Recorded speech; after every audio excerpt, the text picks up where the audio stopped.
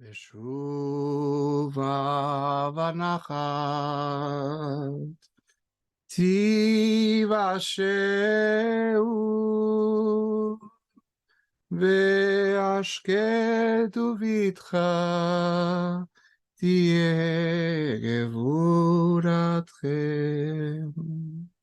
Bienvenidos Javerim y Javerot a este video sobre el colectivo LGBTQI+ en el judaísmo. Por supuesto, esta es una clase donde vamos a hablar de sexualidad, entonces para aquellas personas por menores de edad junto con sus padres. Y vamos a escribir, aquí tenemos mi pizarra, LGBTQI+, ¿ok? Y hablando del colectivo, porque es una noción interesante que estamos hablando de un colectivo en la comunidad o en el judaísmo, digamos, en el judaísmo. Ahora, ¿por qué no llamé a esto la homosexualidad en el judaísmo?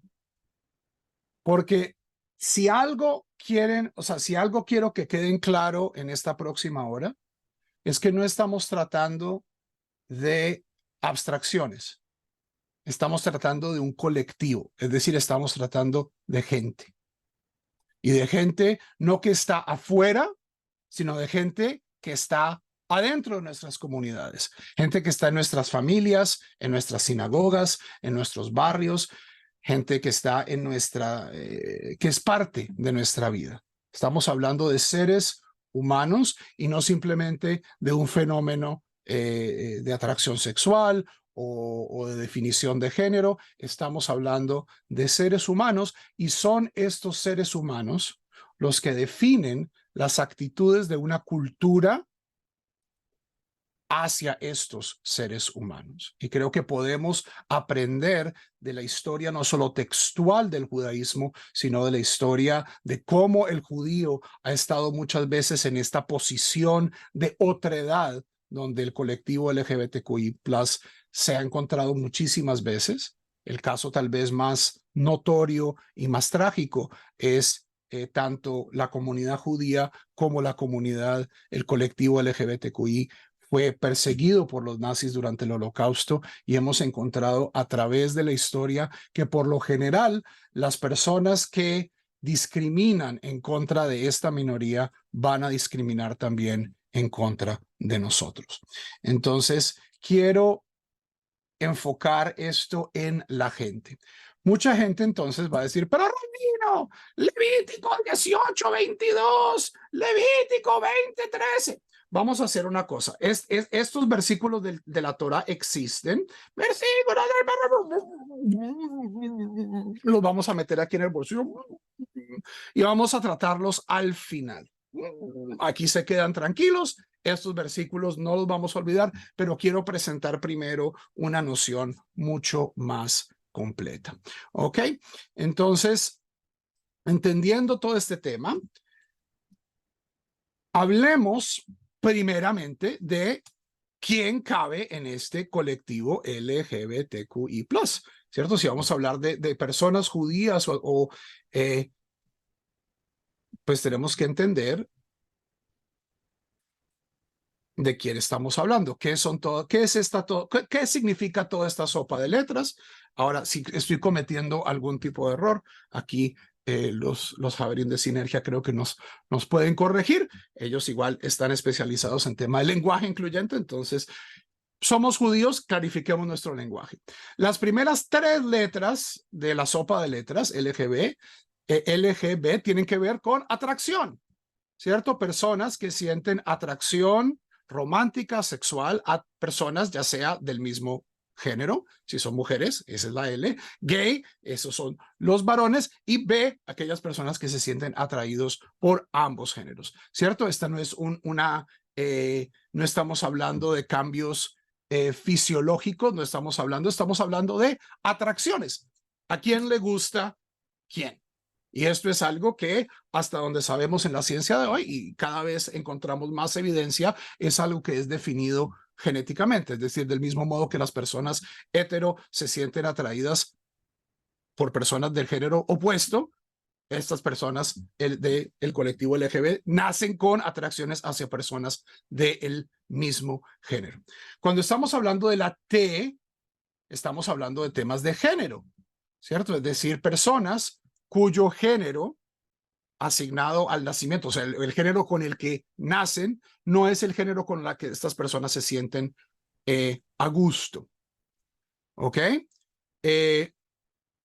Esto a veces también se conecta con la I, que es intersex, que son personas que fisiológicamente nacen con una identidad de género diferente al binario hombre-mujer. Y vamos a ver que sobre esto el judaísmo tiene muchas cosas que decir.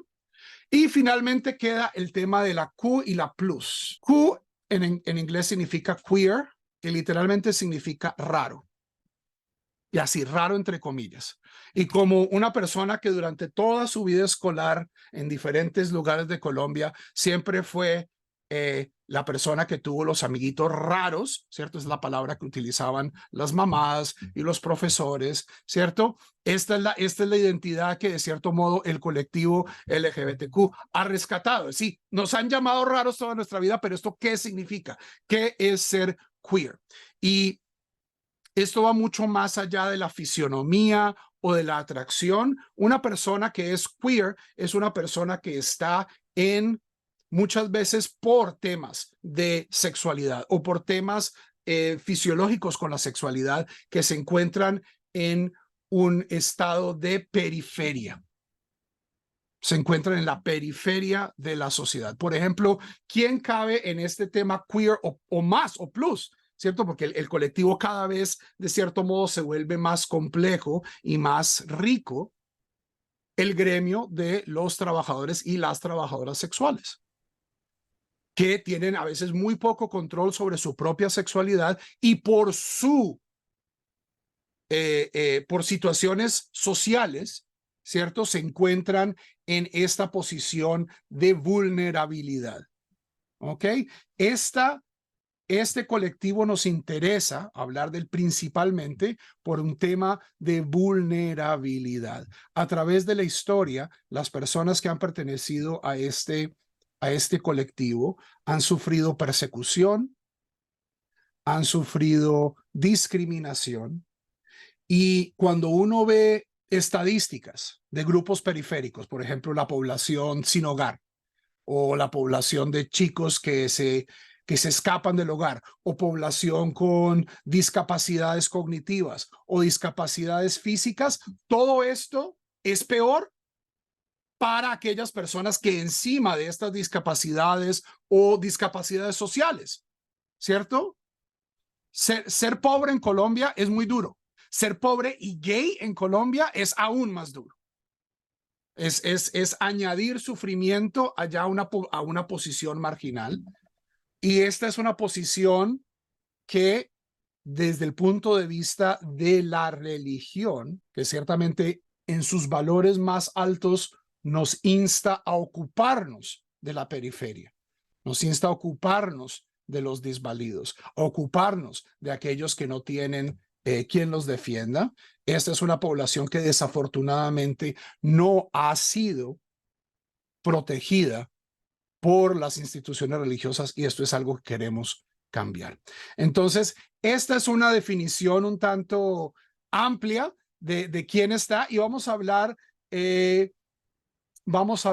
de instancias a través de la historia judía donde personas han sido identificadas como miembros de este colectivo. ¿Y qué nos puede decir esto sobre la verdadera voz de la tradición judía sobre el colectivo LGBT? Aparte, pues, de lo que ya contenemos en este bolsillo radioactivo. Si vamos a hablar de temas queer, de temas que se salen de lo binario, entendamos primero que esta noción binaria de género, de que hay hombres o machos, ¿cierto? Y hembras, y que estos son los dos tipos de género que existen, es algo que el judaísmo no acepta. El judaísmo reconoce al menos al menos hay diferencias de opinión, 6 tipos de género a nivel puramente fisiológico. No estamos hablando de atracción, no estamos hablando de matrimonio, estamos hablando simplemente de fenómenos de cómo la gente va, de cómo nace la gente. ¿Ok? Entonces, por supuesto, en el judaísmo tenemos la noción de zahar. Zahar es macho, hembra es nekevá. Nekevá significa literalmente ahuecada. O sea, si está... aquí vamos a estar hablando de genitalidad, entonces la palabra hebrea incluso para hembra tiene que ver con nakuv. Nekev es un hueco, zahar no es tan obvio. Hay una tercera categoría, andróginos.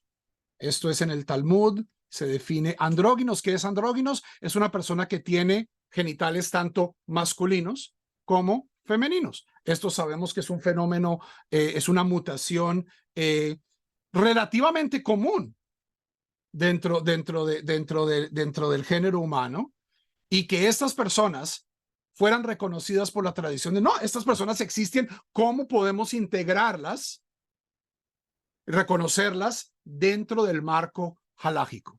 ¿Ok? Andróginos, que significa que tienen tanto hombre como mujer. Una categoría que se llama tumtum, que es personas sin género.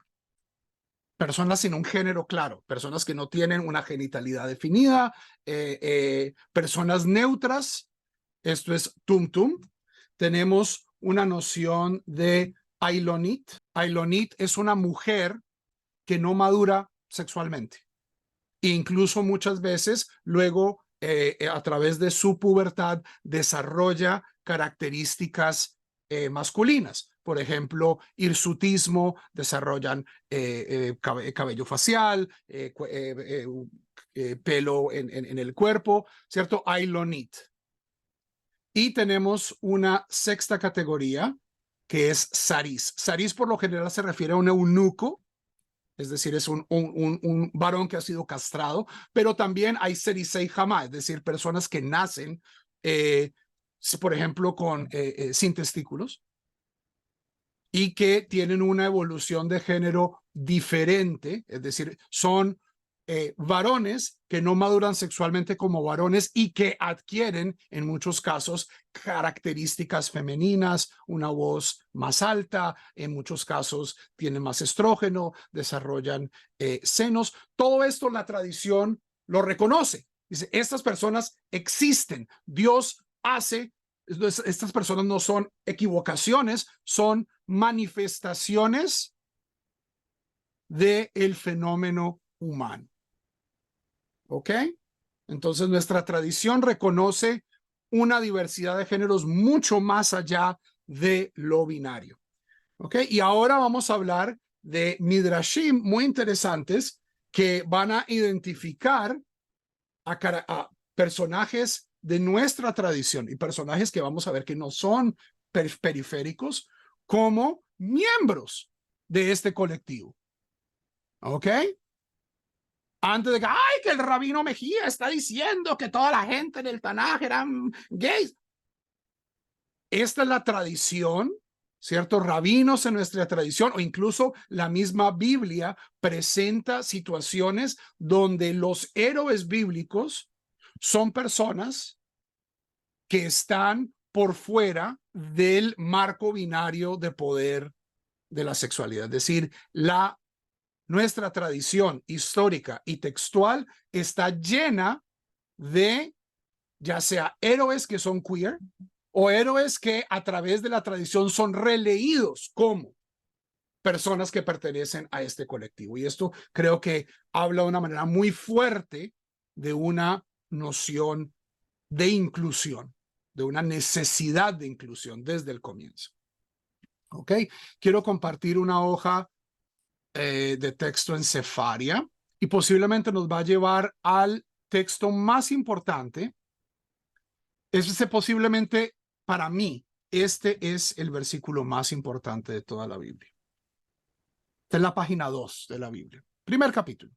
Vaibra Elohim et Adam betzalmo, y creó Dios al ser humano a Adán, ¿cierto? La humanidad, en su imagen. Betzelem Elohim bara oto, a imagen de Dios lo creó, a él, oto, singular. Zahar unkeva bara otam, macho y hembra los creó. Entonces aquí tenemos una disyunción en el número de, o sea, cuánta humanidad fue creada. Oto al principio es lo creó a él, varón y hembra los creó, plural. Ok, aquí tenemos una dificultad textual en el texto hebreo. Y este es un midrash que muchos de ustedes conocen. Amar Rabbi Yirmia ben Elazar, Besha'ah shebará Kadosh Baruch Hu et Adam Arishon, andróginos bera'o. Cuando Dios hizo al primer ser humano, lo creó como un andrógino. Como estaba dicho, male and female, Zahar Nekeva bara otam, como está dicho, macho y hembra los creó. Mucha gente se aferra a este pasuk, se aferra a este versículo de la Biblia para golpear al colectivo diciendo, varón y hembra los creó. Varón y hembra lo creó junto. Así es como lo leen nuestros rabinos. Tanto varón como hembra los creó. Entonces tenemos esta noción de que el primer ser humano, de donde viene toda la diversidad. O sea, este es nuestro mito fundacional. ¿De dónde surge la humanidad? La humanidad surge de un sitio donde están ambos géneros en un solo ser. ¿Qué viene a hacer luego Dios? Porque luego tenemos la historia en el capítulo 3 de Bereshit, con Adán y Eva y el jardín, es que este ser andrógino es dividido en dos. Cuando Dios duerme a Adán, ¿cierto? Y los separa, es que ahí se encuentran las dos partes, o sea, este es un andrógino tal vez siamés, unido por la espalda, que nuestra tradición reconozca y diga, primer ser humano, era raro, contenía ambos géneros. Ese es el comienzo de nuestra especie, de ahí viene nuestra diversidad. No solo de ahí viene nuestra diversidad, les traigo una tal vez más, un midrash que tal vez no habían oído antes. ¿Dónde está? Rabbi Ami. Dice Rabbi Ami, que era un rabino de Eretz Israel, tercera generación de Amoraim. Abraham ve Sara, tumtumim hayu. Tanto Abraham y Sara, los padres de la nación hebrea, eran tumtumim, es decir, no tenían género. ¿Por qué Abraham y Sara no tenían hijos? Porque no eran capaces de tener hijos. Ambos eran tumtumim. ¿De dónde saca Rabbi Ami esta noción? Isaías 51:1 dice, le dice al pueblo de Israel, Habitu el sur hutzavtem, vel mikvat bor nukartem. Miren la piedra de donde fueron tallados y el pozo de donde fueron extraídos. Aquí, inmediatamente en el versículo siguiente, Isaías 51:2 dice, Hibitu el Abraham vigen vel Sara tejol el gen. Miren a Abraham vuestro padre y a Sara quien os concibió. Entonces, haciendo la conexión entre estos dos versículos, dicen que Abraham era Tsur Hutzavtem. Tsur es una piedra sin forma. Poniéndolo en un lenguaje muchísimo más simple, Rabbi Ami, en este midrash, decía, Abraham no tenía pene. Hasta que Dios lo transforma de Abraham en Abraham. Y lo mismo Sara. Eran tumtumim, eran personas que venían de este espacio indefinido, y es por la intervención de Dios que es posible que el pueblo judío exista, de acuerdo a este midrash de Rabbi Ami. Ok, entonces tenemos aquí dos historias o sea, estos no son personajes periféricos que son identificados por nuestra tradición o por elementos de nuestra tradición como personas que pertenecen a este colectivo. ¿Ok?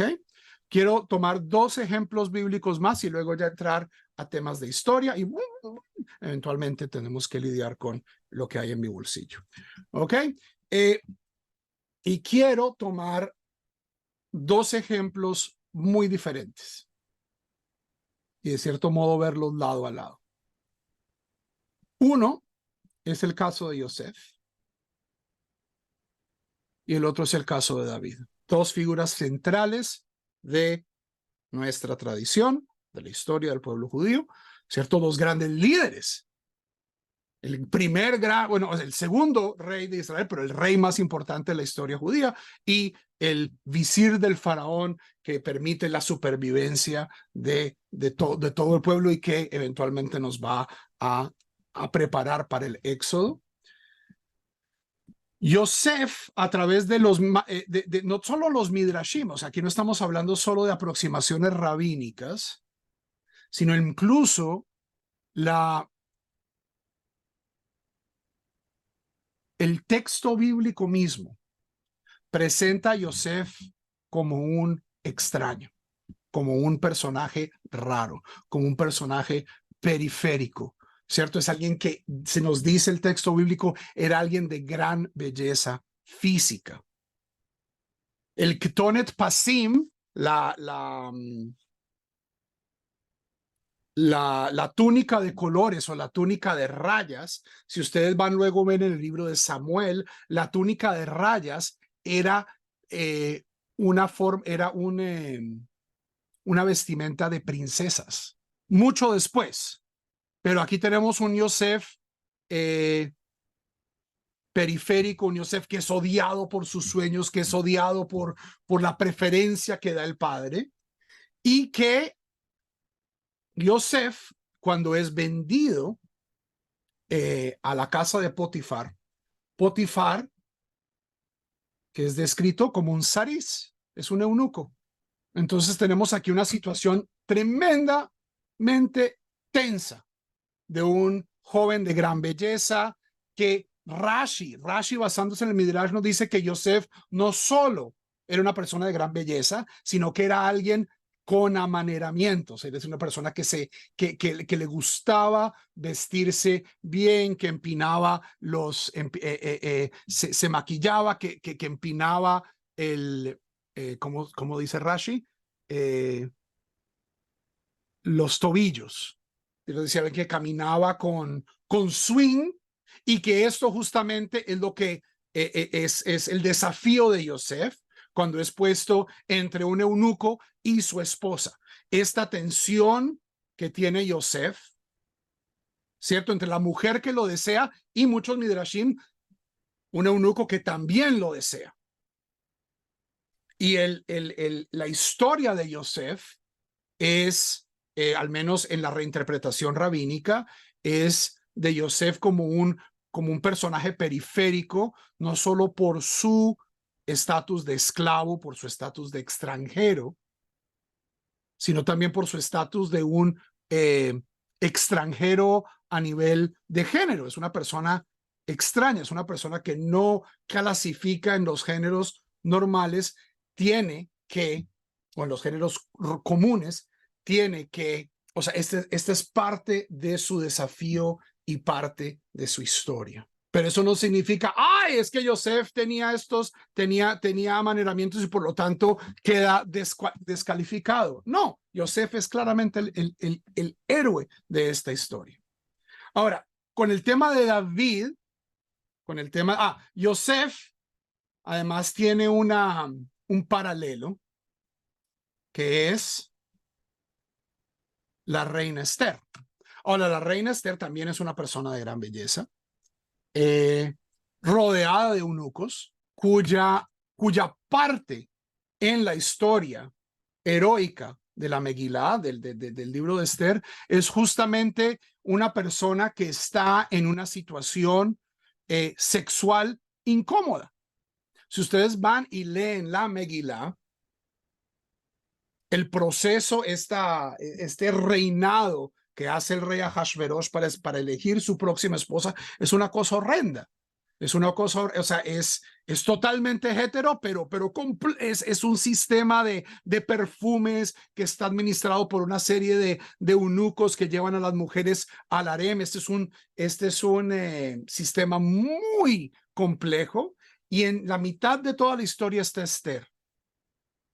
Ahora, Esther, como una muchacha judía, casándose con un rey persa, ¿cierto? Esto es una transgresión. Esto es una transgresión de acuerdo a todas las transgresión, ¿cierto? Para una persona, para una mujer judía particularmente, estar casada con un rey cuya moral es bastante ligera, podríamos decirlo. Es una transgresión, pero es a través de esta transgresión, es a través de este mundo externo, periférico, queer, que Esther logra la salvación de su pueblo. Y particularmente en esta historia de Esther, si ustedes la vuelven a leer, y si leemos nuestra tradición, nuestro Tanaj, nuestra Biblia hebrea en contexto, vamos a descubrir algo que justamente ayer alguien, una persona de mi comunidad en Oklahoma que es gay, me hizo caer en cuenta, y es que a diferencia de muchos otros textos en el judaísmo, en la Biblia, los eunucos, los prisioneros, son héroes, no son villanos. Si ustedes van y leen la literatura medieval o leen teatro griego, ¿cierto? El esclavo, el eunuco, la Celestina, siempre es un personaje nefario, ¿cierto? De que viene de esta periferia, que viene a complicarle la vida al héroe, que el héroe, por supuesto, es el representante de los valores ideales de la comunidad, y el eunuco es el adversario. Es en la Biblia, justamente el eunuco, a pesar de que castrar a alguien está prohibido por la Torá, pero todos los eunucos que aparecen en la Biblia muestran inteligencia, muestran compasión y acaban siendo los héroes de la historia. ¿Quién es el que de manera acaba sellando de manera coincidente, ¿cierto? Por pura coincidencia, acaba sellando la suerte de Amán en la Megilá? Es Harbona el eunuco. Los prisioneros que estaban con Yosef que además la inmensa mayoría de los sirvientes de los faraones eran eunucos. Estaban generando este espacio de donde es el rey el único que tiene el derecho a ser zahar, a ser macho, ¿cierto? Ese definitivamente es una enfermedad que no se le ha quitado a los reyes y a los faraones. Y son los eunucos, son los prisioneros los que acaban revelando la pieza de información que necesitamos para que la historia proceda. ¿Ok? Ahora, el tema de David ha recibido mucha atención, particularmente la relación de David y Jonatán. Jonatán es el hijo de Saúl. Varias veces a través del Tanaj se dice que Jonatán ama a David con toda su alma. Lo mismo se dice de su hermana Mijal. Tanto Mijal como Jonatán aman a David. La Biblia, por lo general, hay muy pocos personajes en la Biblia que dicen que aman a sus parejas. ¿Ok? Jacob ama a Rachel. Verdaderamente el verbo amar, en el sentido romántico, se utiliza muy poco. Pero tanto Mijal como Jonatán aman a David. ¿Eso significa que David era gay? No. Pero que está en una situación comprometedora. Y esto no es lo que yo quiero hablar de David. No quiero hablar de la relación de David y Jonatán. Quiero hablar de la genealogía de David. David es posiblemente una de las figuras centrales de toda la tradición judía. Es el primer rey, es el ancestro del Mesías y es posiblemente la persona más amada de la Biblia. Mijal ama a David, Jonatán ama a David, el pueblo ama a David, Dios ama a David. David hace cosas que a otras personas le garantizarían el fracaso y el castigo, David tiene éxito el 95% de las veces. Y sí, para gran crédito de nuestra tradición, también guardamos las transgresiones de David, que son tan importantes como el amor de David. Pero quiero enfocarme no en David y Jonatán, sino en David y sus ancestros. Porque aquí tenemos una historia bien interesante. Si ustedes van, David viene de dos ramas. Por un lado, David es hijo de Boaz, pues es bisnieto de Boaz, y Ruth. Esto lo tenemos en el libro de Ruth. ¿De dónde viene Boaz? Si nosotros nos vamos al capítulo 38 del Génesis, sabemos que Judá es el hijo de Jacob, es el ancestro de todos los judíos. Judá tenía 3 hijos y los 2 primeros se casan y mueren con una chica cananea llamada Tamar. ¿Cuál es la costumbre? ¿Qué es lo que Tamar necesita? La costumbre antes de la Torá y ciertamente después de la Torá es que el tercer hermano de y Onán debía casarse con Tamar. Eso es lo que la ley, la tradición requerían. Judá no quiere casar a su hijo y Tamar aquí toma la iniciativa. Se disfraza de prostituta, es decir, entra a este espacio de lo raro, entra a este espacio de lo queer para ganar sus derechos. Es decir, a Tamar se le debe un matrimonio, se le debe descendencia. Eso es verdaderamente lo que se le debe. Y dado que Judá no se le está garantizando, Tamar transgrede. Tamar toma una actitud proactiva, se disfraza de prostituta, entra en este espacio de lo raro y logra a través de ello conseguir la justicia. No solo esto, sino que logra conseguir justicia sin ser castigada. Hay un momento en la historia en que Judá quiere quemarla, pero Tamar dice, usted es el padre, usted me debía estos hijos a mí. Y Judá, ¿qué es lo que dice? Satkami meni, ella tiene la razón. Entonces, en la genealogía misma de David y de todos los judíos, hay ya un elemento de queerness, hay un elemento de rareidad, de transgresión sexual que permite que la historia progrese. ¿Ok? Entonces, el lado de pedigrí de David proviene de un sitio de no tan buen pedigrí. Ruth. Tenemos un caso de Ruth. Ruth toma varios tipos de iniciativa, se queda con su suegra, con Naomi. Y esto no es algo que el texto diga de que Naomi o Ruth digan de sí. O sea, en ningún momento Ruth dice yo amo a Naomi. Los vecinos de Ruth le dicen, los vecinos de Naomi le dicen, el amor de esta mujer hacia ti es mejor que el amor, es mejor que hijos, es mejor que hombres. Ese es un juicio del pueblo hacia Ruth. Ruth está siendo juzgada, o sea, y Ruth es un personaje periférico, es una extranjera. No solo es una extranjera, es una moabita. Ya vamos a ver que los moabitas tenían una particular fama en el mundo bíblico de dónde venía. Pero aún así, Ruth es la heroína. Y a través de este acto de transgresión, ¿cierto? Una chica soltera no se va a poner a andar con los hombres en el camino, ¿cierto? En el campo. Ella sale y se pone en una situación muy comprometedora que puede tener, o sea, ella es extranjera. Esta mujer la pueden sacar del pueblo en cualquier momento, pero es a través de este acto de transgresión que la historia bíblica, la historia sagrada evoluciona.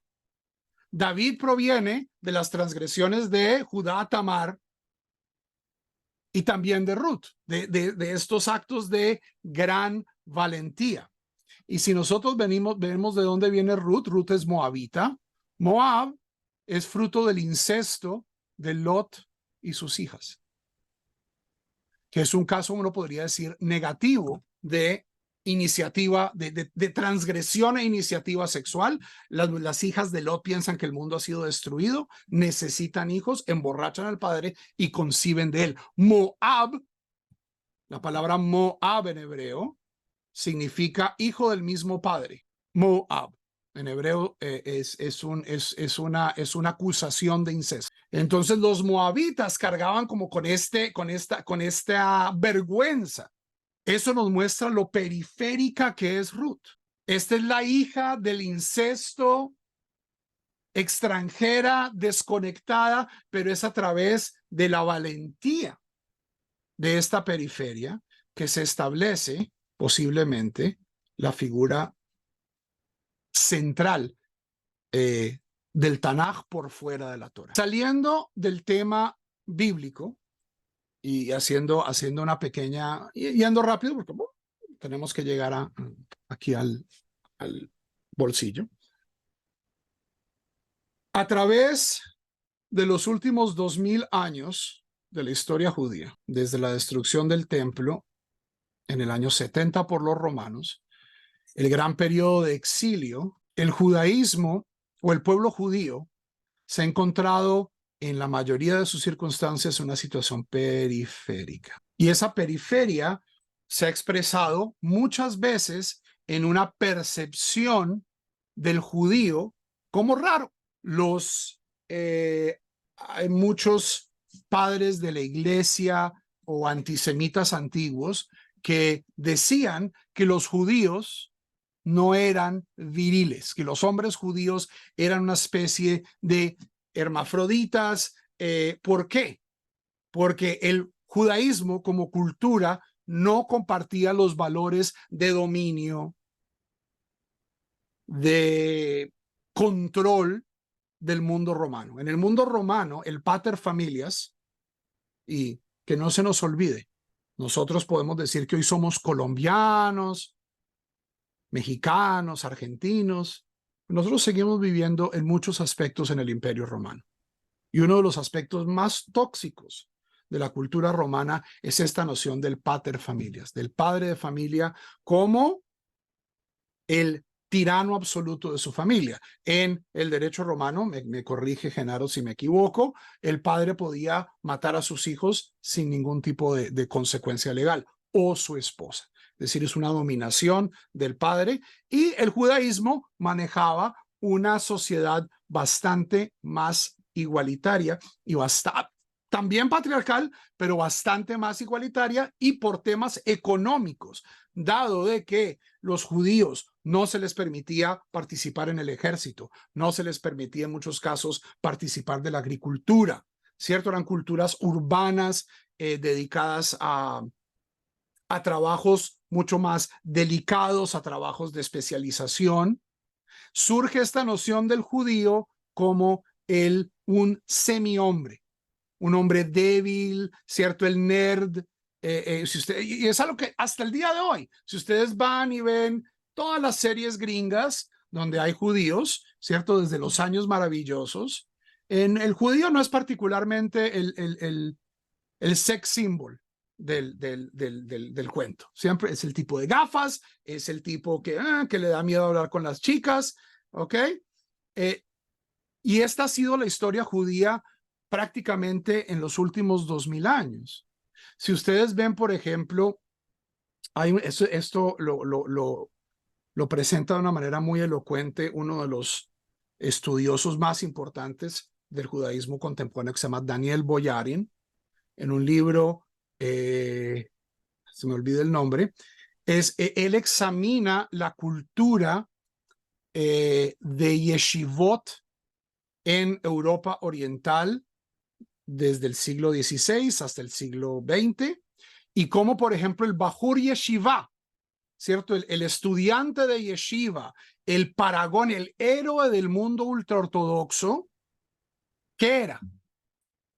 Era una persona pálida, ¿cierto? Por lo general delicada, ¿cierto? Si ustedes han oído alguna vez el violinista en el tejado, en inglés, cuando las chicas están hablando de cuál es el novio perfecto, el ideal es, yo me quiero casar con el hijo del rabino que es pálido y parece una mujer, ¿cierto? La acusación de los cosacos, la acusación de los enemigos del pueblo de Israel hacia los judíos es que los judíos no eran lo suficientemente machos.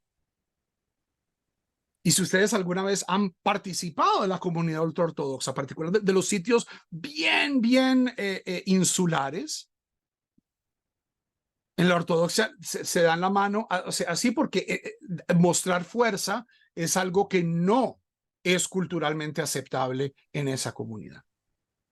Y este libro de Daniel Boyarin muestra que, por ejemplo, el desarrollo del sionismo en los últimos 100 años, 120 años de la historia judía, es tanto una revolución política como una revolución sexual. ¿Cierto? El judío ya no se ve a sí mismo como el shlemil, ¿cierto? Es una palabra en yiddish el pusilánime, ¿cierto? El queer, el marginal, sino es el nuevo judío. Es el varón de pelo en pecho, es Ariel Sharon, es el guerrero, es vamos a hacer agricultura, vamos a sacar músculo y vamos a redefinir lo que es la masculinidad judía. Pero en ese proceso, por ejemplo, particularmente en los primeros años del Estado, ¿qué es lo que hace? Es una redefinición de los géneros. ¿Por qué? Porque en los primeros años del Estado de Israel, tanto los hombres como las mujeres tomaron esta actitud de combatividad, de, entre comillas, virilidad, como un etos de este es el nuevo judío. Y esta diferencia, esta disparidad en Israel sigue, o sea, es parte del conflicto cultural entre la ultraortodoxia y los aspectos más modernos, digamos, de la sociedad israelí, que han heredado ciertamente mucho machismo, pero también han heredado una diferencia, una visión diferente de qué significa ser viril y quién es viril y quién no es viril.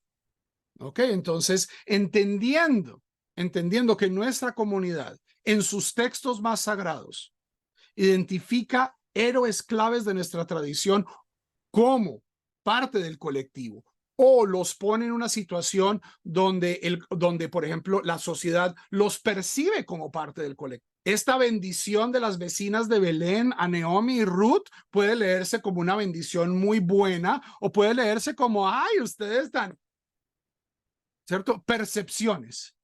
Y para todas aquellas personas que alguna vez hemos estado, no solo que tenemos grandes relaciones con personas del colectivo LGBTQ, sino que han sido, o sea, muchas veces la gente es puesta en el colectivo, así no pertenezca en el colectivo. Es una de las grandes, de los grandes misterios. Esto es algo tan difícil a veces de precisar.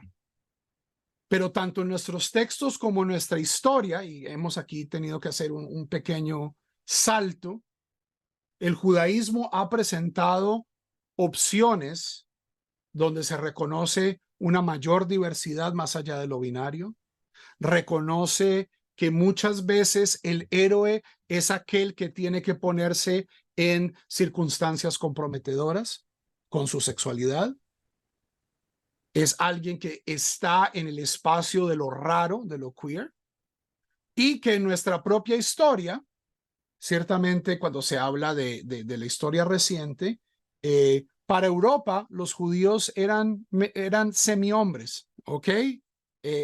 Así las personas no fueran parte del colectivo, eran puestas en el colectivo porque eran raros. Entonces aquí se nos muestra una coincidencia histórica y una amplitud textual a esta comunidad dentro del judaísmo. Punto y aparte.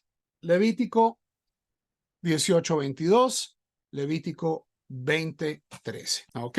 Esto es parte de nuestro código legal y dice dos cosas muy sencillas. O sea, el texto no lo voy a citar. ¿Por qué? Porque este texto puede ser leído de muchísimas maneras. Toda persona que ha estudiado un poco de judaísmo sabe que cualquier versículo de la Torá puede ser leído de muchas maneras, pero voy a leer el versículo como se ha entendido a través de la tradición, es decir, a través del Talmud, de los códigos. La Torá, el judaísmo, prohíbe el sexo anal penetrativo entre dos hombres. Eso es lo que se llama en hebreo mishkav zahar, acostarse con un hombre. El castigo para personas que hacen este acto de manera culposa en la Biblia es skila, el apedreamiento, que es también el castigo para los violadores del Shabbat, los adúlteros, los idólatras, etcétera, etcétera, etcétera. ¿Ok? A pesar de que esto está en nuestra tradición. Ahí está. Está en la Biblia, lo leemos todos los años. Muchas comunidades lo leen en Yom Kippur. Esto significa que el judaísmo tiene un problema con la homosexualidad o con los homosexuales o con el colectivo LGBT. No. Si uno ve la historia interpretativa de esta transgresión en particular, lo que se limita es el acto. Es decir, hay un acto sexual que está prohibido, y no tener inclinaciones, no tener deseos, no tener fantasías, todo eso no está prohibido. Enamorarse de una persona del mismo género no está prohibido. Tener sentimientos por una persona del mismo género no está prohibido. Está prohibido un acto en particular, es decir, sexo anal penetrativo entre dos hombres. Y las mujeres, Rab, las mujeres, no hay absolutamente nada en el Tanaj que prohíba las relaciones entre dos mujeres, y el Talmud tiene muy, muy poco. Hay un argumento de que esto es una forma de promiscuidad y hay una preocupación que no es biológicamente muy... de que, por supuesto, estas dos mujeres lesbianas están casadas. O sea, ninguna de nuestras fuentes, ya sea la Torá o el Talmud, conoce la realidad de una pareja homosexual monógama. Esto no es concebido a pesar de que en el Midrash aparecen estas intimaciones de que héroes de nuestra tradición son parte del colectivo. Lo que está prohibido es un acto. En el caso de las mujeres, se asume que estas mujeres están casadas y si luego estas dos mujeres tienen relaciones, tal vez haya un intercambio de semen que pueda llegar a embarazar a una mujer del marido de la otra. Entonces, que claramente no es, o sea, hoy cuando pensamos en lesbianas, esto no es el caso que se trabaja. Entonces, a nivel textual, el judaísmo tiene estos dos versículos en que apoyarse y estos versículos, desafortunadamente, dado que no han sido guardados bajo con el mismo cuidado aquí en el bolsillo, han desafortunadamente generado toda una serie de actitudes negativas. Entonces vamos a ver, vamos a rápidamente a aclarar este tema. Pero Rabino dice que esto es una toeva, es una abominación. Toeva aparece en efecto conectado con Mishkav Zahar, pero en la Torá aparece conectado con toda otra serie de cosas, como por ejemplo comer mariscos. Comer mariscos es una toeva, sobornar a los jueces es una toeva. Es decir, que algo sea una abominación no lo hace una transgresión mayor o menor. Simplemente muestra una actitud emocional hacia ciertas mitzvot que son vistas como particularmente transgresivas o sea, que tienen este lenguaje extra de que es algo que nos hace echar para atrás. Pero a nivel legal, Toeva no añade nada. ya identificar una transgresión como toeva no la hace más o menos grave a nivel técnico. A nivel técnico, hoy en día, esto es algo que yo ya les he dicho varias veces, una pareja de mujeres, como ya dije, hay, el nivel de prohibición que hay es prácticamente nulo. Pero hablemos de dos hombres que de manera consciente, intencional, tienen sexo anal penetrativo. Dos hombres judíos, se ha dicho de paso. ¿Cuál es el castigo? ¿Cuál es el castigo que dice? Hoy en día, dado que no tenemos Sanedrín, no tenemos cortes toraíticas, no hay ejecución. Y quiero, en esto quiero sincerarme completamente, y esto es algo que, bueno, ustedes, Javerim, Javerot, que me escuchan no solo en Barranquilla, sino cuando esto llegue al internet, ¿ustedes estarían dispuestos a apedrear a su familia porque violen el Shabbat? ¿Apedrear a alguien porque es adúltero? ¿Apedrear a alguien porque practica una de religión diferente? Todo este tema de que, ay, pero es que la Biblia apedrea a la gente por toda una serie de motivos. Ya en el Talmud, este sistema de pena de muerte, de legislación, estaba ya teniendo una crítica interna. Eventualmente perdimos nuestra habilidad política de hacer esto. Y yo lo he dicho, lo digo hoy, lo digo 1000 veces, yo no quiero volver a tener que apedrear gente. No quiero que el pueblo judío tenga esa capacidad otra vez. Eso sería una regresión. Hay mucha gente que está en desacuerdo conmigo, tanto dentro del judaísmo por fuera de él, y ese es el desafío. Ustedes quieren que sus nietos vivan en una sociedad donde a la gente la pueden matar por violar el Shabbat. Yo sinceramente no. Amo la Torá desesperadamente, me parece que es la guía, una de las guías más hermosas que ha recibido la humanidad, pero parte del fenómeno humano es entender qué cosas nos proyectan hacia el futuro y qué cosas nos anclan en el pasado. Y simplemente tratar de decir, hay que traer todo lo del pasado debe volver. Por eso es que no soy ortodoxo, por eso es que creo que la ortodoxia se equivoca, creo que ese no es el judaísmo que necesitamos. Entonces, el tema de la esquila, el tema del apedreamiento, creo que a menos, o sea, si la gente que me escucha cree que es perfectamente legítimo apedrear gente por violar el Shabbat o por tener relaciones homosexuales, no hay mucha discusión que nosotros podamos tener. Hay una seria diferencia en instinto moral. Me gustaría tener esa discusión, pero creo que es una discusión para la que tendríamos que trabajar mucho y que no va a ser positivo. ¿Ok? Entonces, ese es el tema de esquina. El tema de la toeva es una palabra poética, es una palabra abominación, que asusta, pero que no tiene consecuencias legales. ¿Cuál es la consecuencia legal de dos varones hoy en día que tengan sexo anal penetrativo de acuerdo al judío? Judíos que tengan es caret, es decir, escisión espiritual. ¿Eso qué significa? Nadie tiene idea. Nadie tiene verdaderamente idea.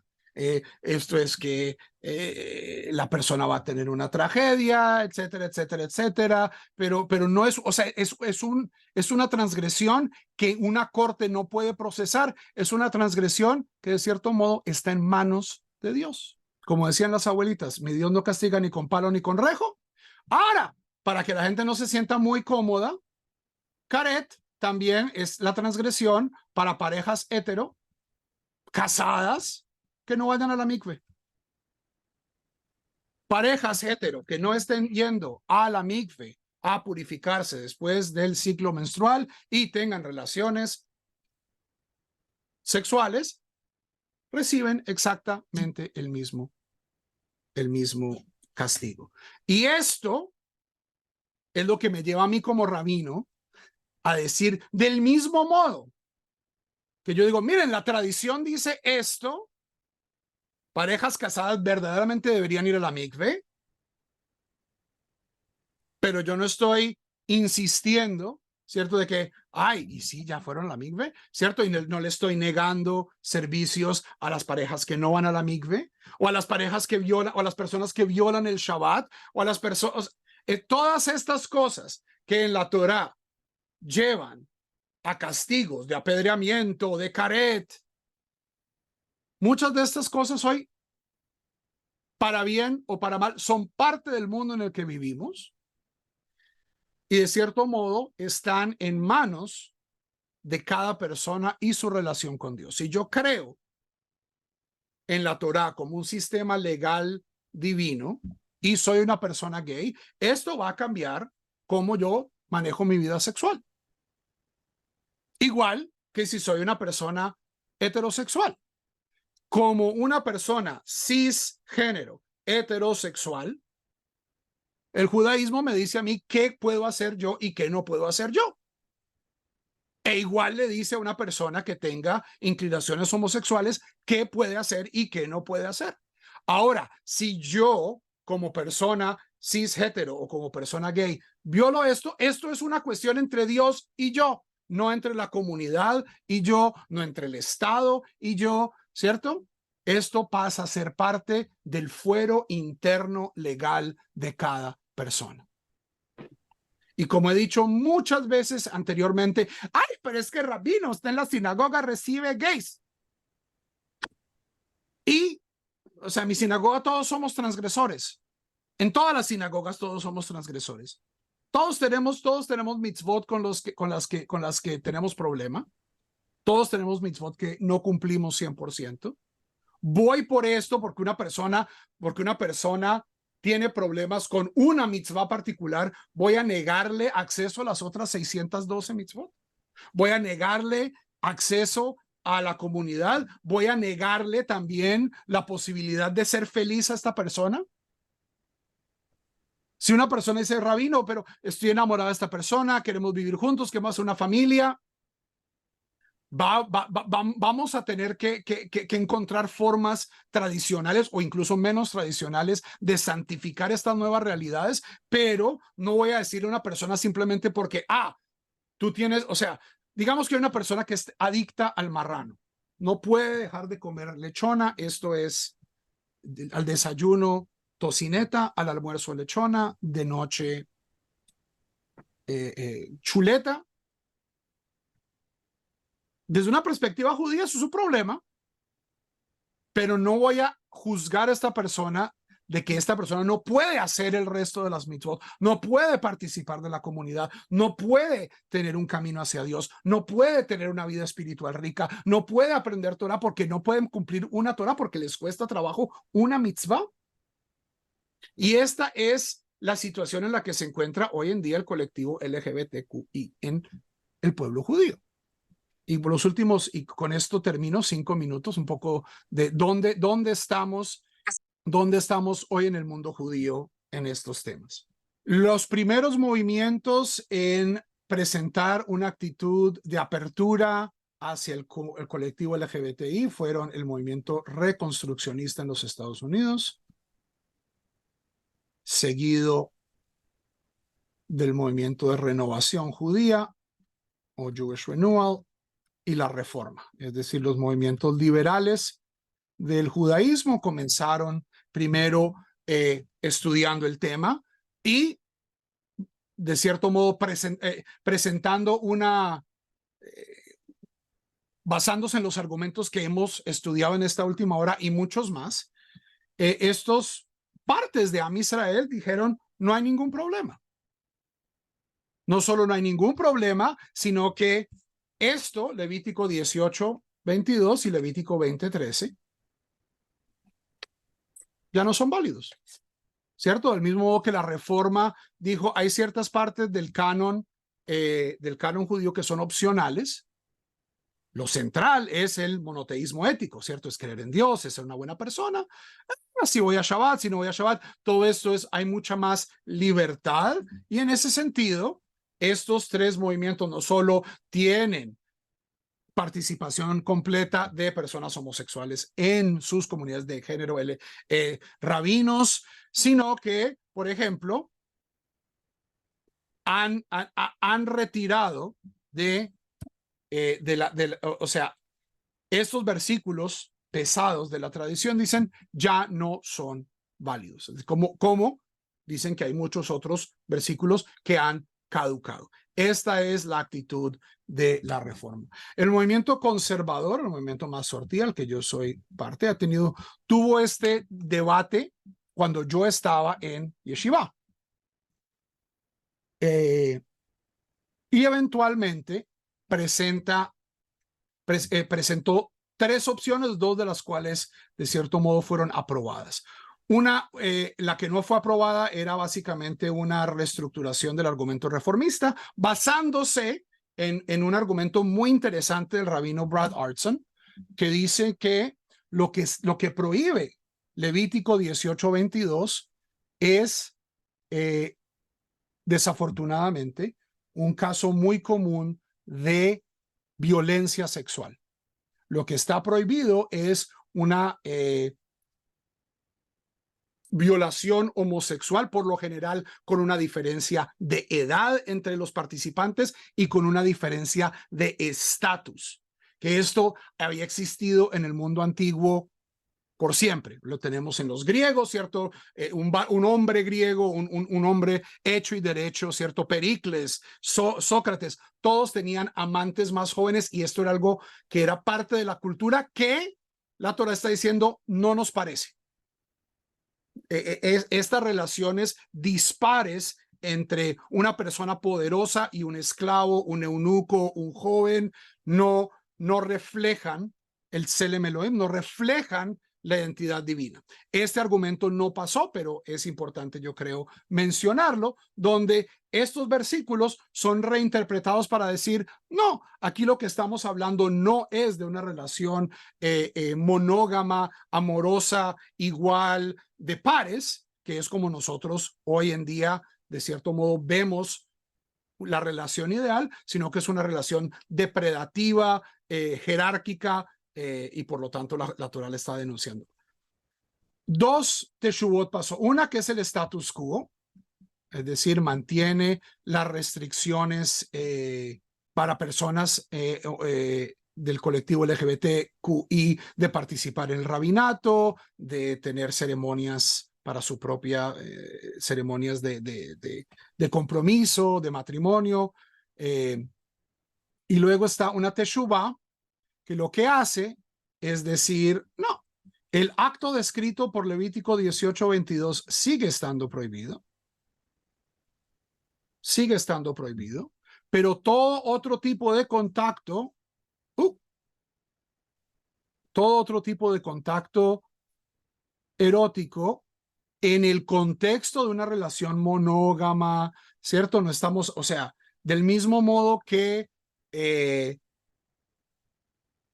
la promiscuidad, que el sexo no consensual es malo, ya sea heterosexual o homosexual. O sea, lo que estamos tratando es de recontextualizar estas leyes para personas que quieren vivir una vida judía, quieren vivir una vida de santidad dentro del sistema.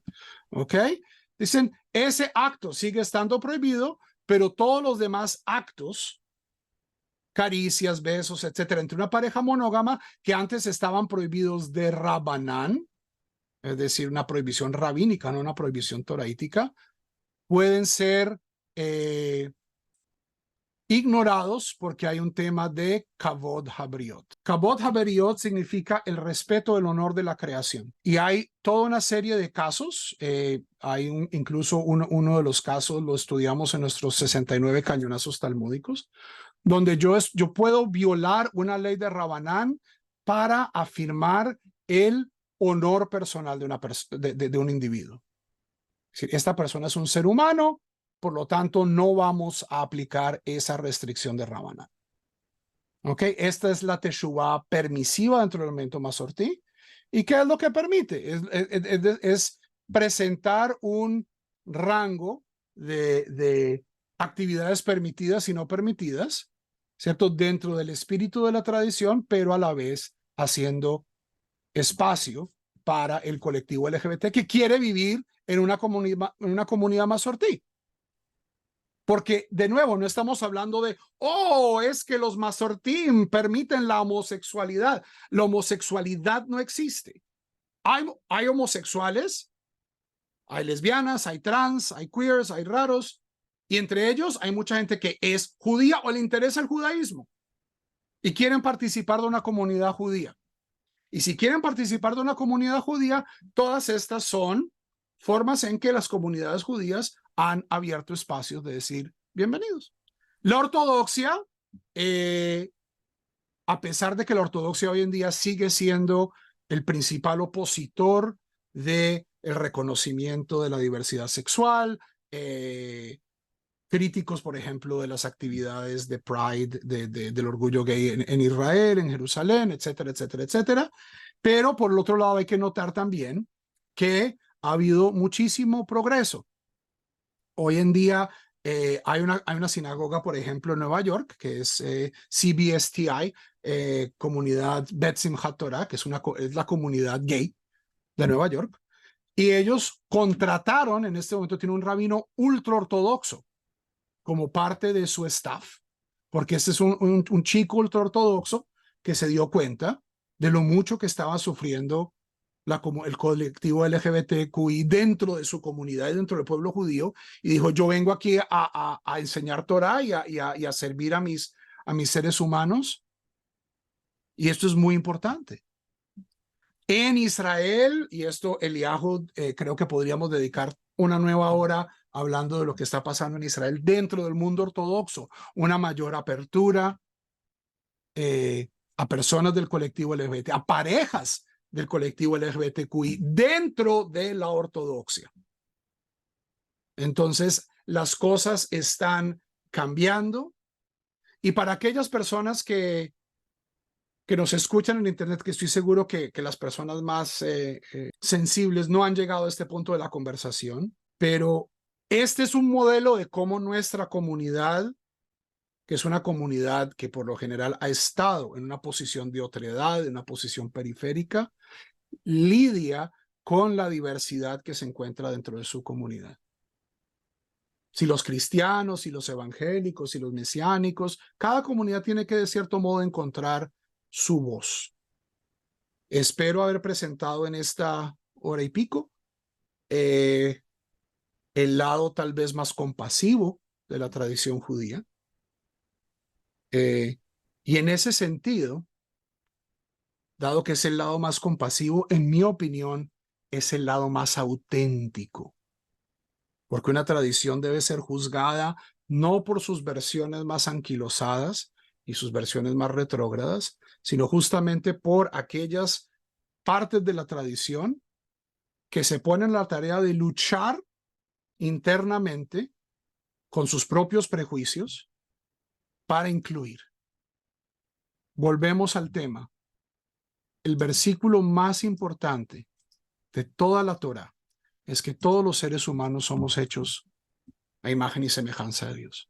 Nada que yo pueda hacer, nada que yo haga con mi vida, ni drogas, ni actividad sexual, ni promiscuidad, ni sexo anal penetrativo, nada me puede quitar a mí Tselem Elohim, nada puede erradicar de mí que todo ser humano sea hecho a imagen y semejanza de Dios. La dificultad, el trabajo, el currículum de cada uno de nosotros es no olvidarnos.